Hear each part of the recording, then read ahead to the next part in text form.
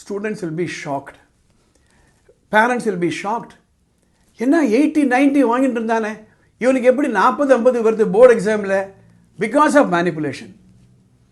நான் அதனால தான் சொல்கிறேன், ஒரு ஸ்கூலை நடத்துறதுன்றது வெரி வெரி சென்சிட்டிவ் ஜாப். என்ன அன்பார்ந்தவர்களே, ஸ்கூல் ஃபைனல் எக்ஸாமில் 12th போர்டு எக்ஸாம், அது மெட்ரிக்காக இருக்கட்டும் சிபிஎஸ்சியாக இருக்கட்டும், அந்த டோட்டல் மார்க்கு ஒவ்வொரு சப்ஜெக்ட்லையும் எவ்வளோ மார்க் வாங்கியிருக்காங்க என்பது கட் ஆஃப் ரொம்ப ரொம்ப இம்பார்ட்டண்ட். 12th முடிச்சப்புறம் உயர்கல்விக்கு போய் சேரணும், ஹையர் எஜுகேஷன். அங்கே மார்க் அடிப்படையில் தான் நாங்கள் 10% ரிசல்ட் ப்ரொடியூஸ் பண்ணிட்டோம் அப்படின்ட்டு 500க்கு 300 350 ரேஞ்சில் ப்ரொடியூஸ் பண்ணிட்டு இருந்தாங்களன்னா பாஸு.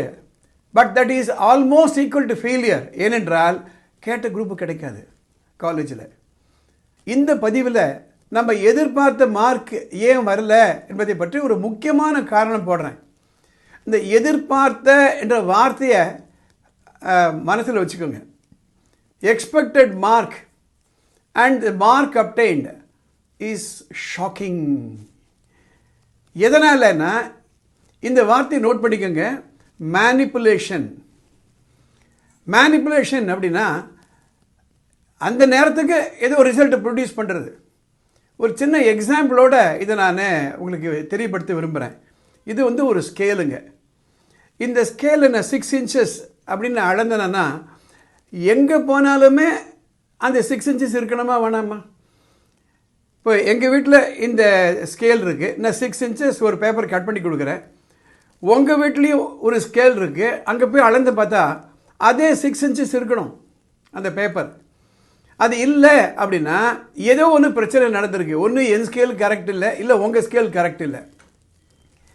இந்த மேனிப்புலேஷனுக்கும் இந்த ஸ்கேலுக்கு என்ன கனெக்ஷன் அப்படின்னா, சில பள்ளிக்கூடங்களில் எப்படியானா மார்க் வாங்க வச்சிடணும் என்ற ஒரு குறிக்கோள். இந்த எப்படியானா என்ற வார்த்தை ரொம்ப ரொம்ப முக்கியம். டீச்சர்களை கூப்பிட்டு இது பாருங்கள், நீங்கள் என்ன பண்ணுங்கன்னு தெரியாது, எனக்கு மார்க் ப்ரொடியூஸ் பண்ணி ஆகணும் என்று அவங்கள மோட்டிவேட் பண்ணி, அவங்கள ட்ரைனிங் பண்ணி, ஆக்கப்பூர்வமாக அவங்களோட பேசி, அவங்களுக்கு என்ன ஹெல்ப் வேணுமோ அதெல்லாம் கொடுத்து ஸ்டூடெண்ட்ஸை மோட்டிவேட் பண்ணி மார்க் வாங்க வைக்கிறதுன்றது தட் இஸ் ரைட் அப்ரோச். நீங்கள் என்ன பண்ணுவீங்கன்னு தெரியாது, பேரண்ட்ஸ் கம்ப்ளைண்ட் வரக்கூடாது, இல்லாட்டா உங்கள் வேலையே பிரச்சனை ஆகிடும் என்று மேனிப்புலேட் பண்ணும்பொழுது என்ன செய்யறதுக்கு வாய்ப்புகள் உண்டு அப்படின்னா, எனக்கு ஜாப் வேணும், சம்பளம் வேணும், மேலே ப்ரெஷரைஸ் பண்ணுறாங்க. The teachers may be tempted, I am using the word very very carefully, may be tempted to discuss the question paper in the classroom. முக்கியமாக சிபிஎஸ்சின்னு வரும்பொழுது அதனுடைய அப்ரோச்சே வேறு மாதிரி இருக்கணும். மெட்ரிக்கில் சொல்லிக் கொடுக்குற மாதிரி சிபிஎஸ் சொல்லிக் கொடுத்து அந்த இன்டர்னல் அசஸ்மெண்ட்டு, அந்த மந்த்லி டெஸ்ட்டு, அந்த சைக்கிள் டெஸ்ட்டில் மார்க் வாங்க வச்சுட்டு மேனேஜ்மெண்ட் என்ன நல்ல பேர் வாங்கிடுறது அப்படின்னா போர்டு எக்ஸாமில் அது ரிஃப்ளெக்ட் ஆகாது. இது நடந்ததுன்னா என்ன ஆகும்னா, students will be shocked, parents will be shocked. என்ன 80-90 வாங்கிட்டு இருந்தானே இவனுக்கு எப்படி 40-50 வருது போர்டு எக்ஸாமில்? Because of manipulation.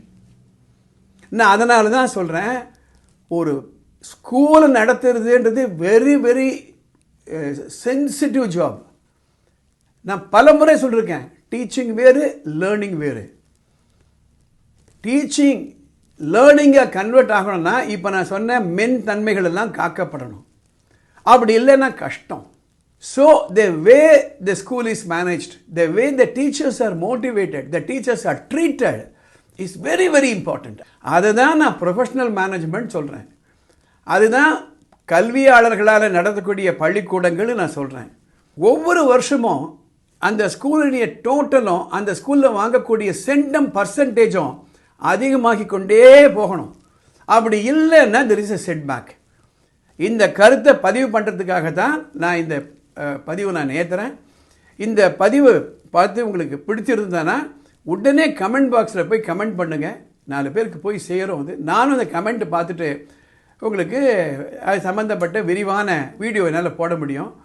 இந்த பதிவு உங்கள் மற்ற நண்பர்களுக்கு பயனுள்ளதாக இருக்கும் நீங்கள் நினச்சிங்களான்னா உடனே இதை ஃபார்வர்ட் பண்ணுங்கள், லைக் பண்ணுங்கள், ஷேர் பண்ணுங்கள்.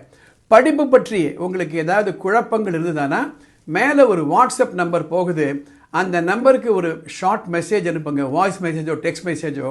அதை பார்த்துட்டு அடுத்து வரக்கூடிய எபிசோடில் அதை கவர் பண்ண முடியும். இந்த சேனலுக்கு சப்ஸ்கிரைப் பண்ணுங்கள்.